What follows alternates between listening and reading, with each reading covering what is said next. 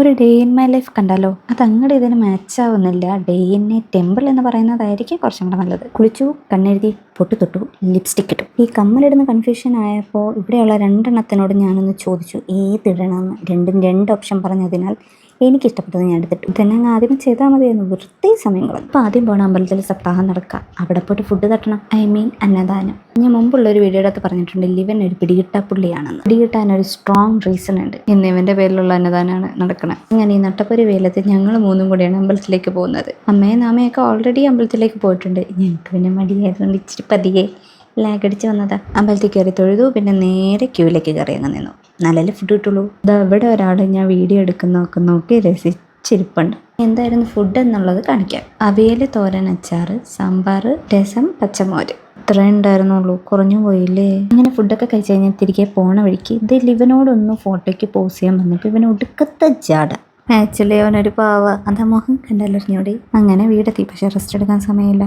അപ്പം തന്നെ ബാഗ് എടുത്തുകൊണ്ട് ഞാനും അമ്മയും കൂടെ വീണ്ടും ഇറങ്ങി. അവൾക്കൊരു കൊറിയർ എടുക്കണമായിരുന്നു ടൗണിൽ, അതിന് വേണ്ടിയിട്ട് പോയതാ. കൊറിയർ വാങ്ങിച്ചിട്ട് ഞങ്ങൾ നേരെ ഒരു കോഫി ഷോപ്പിലേക്ക് പോയി. ഇതാ എൻ്റെ ചിന്താവിഷ്ടയായ ശ്യാമള എന്തോ ചിന്തിച്ചിരിക്കുന്നു. ഇതേ ഡയലോഗ് അവളോട് പറഞ്ഞതിൻ്റെ എഫക്റ്റാണ് ഈ കാണുന്നത്. അങ്ങനെ നമ്മൾ ഓർഡർ ചെയ്ത സാധനം ഇങ്ങെത്തി. ഞാനൊരു കോൾഡ് കോഫിയും അവളൊരു ഫ്രൂട്ട് സലാഡോ വാങ്ങിയേ.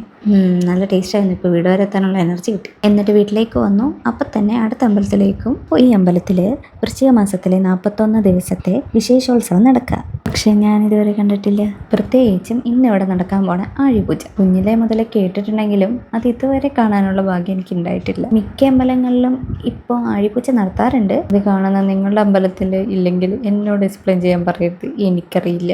ഇത് ലൈഫിൽ ഒരിക്കലെങ്കിലും എല്ലാവരും ഒന്ന് എക്സ്പീരിയൻസ് ചെയ്യണം കേട്ടോ. എന്നെക്കൊണ്ട് പറ്റണ പോലെ ഇതിൻ്റെ വിഷ്വൽസൊക്കെ എടുത്തിട്ടുണ്ട്. ഇനി കണ്ടു നോക്കിയിട്ട് നിങ്ങൾ തന്നെ പറയൂ എങ്ങനെയുണ്ടെന്ന്. സ്വാമിമാർ ഈ കനലറിയുന്ന ഇങ്ങനെ കാണുമ്പോൾ തന്നെ നമുക്ക് ഉള്ളിൻ്റെ ഉള്ളിലൊരു പേടി വരും, അവർക്ക് കൈ പൊള്ളില്ലേ എന്നൊക്കെ. പക്ഷെ അങ്ങനെ ഒന്നും പൊള്ളണില്ല. സത്യത്തിൽ ഈ ചുറ്റും നിൽക്കുന്നവർ വേണം കുറച്ചും കൂടെ കെയർഫുള്ളായിട്ട് നിൽക്കാനായിട്ട്. കാരണം വെച്ച് കഴിഞ്ഞാൽ അവരുടെ ദേഹത്തേക്കാണ് ഈ കനലൊക്കെ വീഴുന്നത്.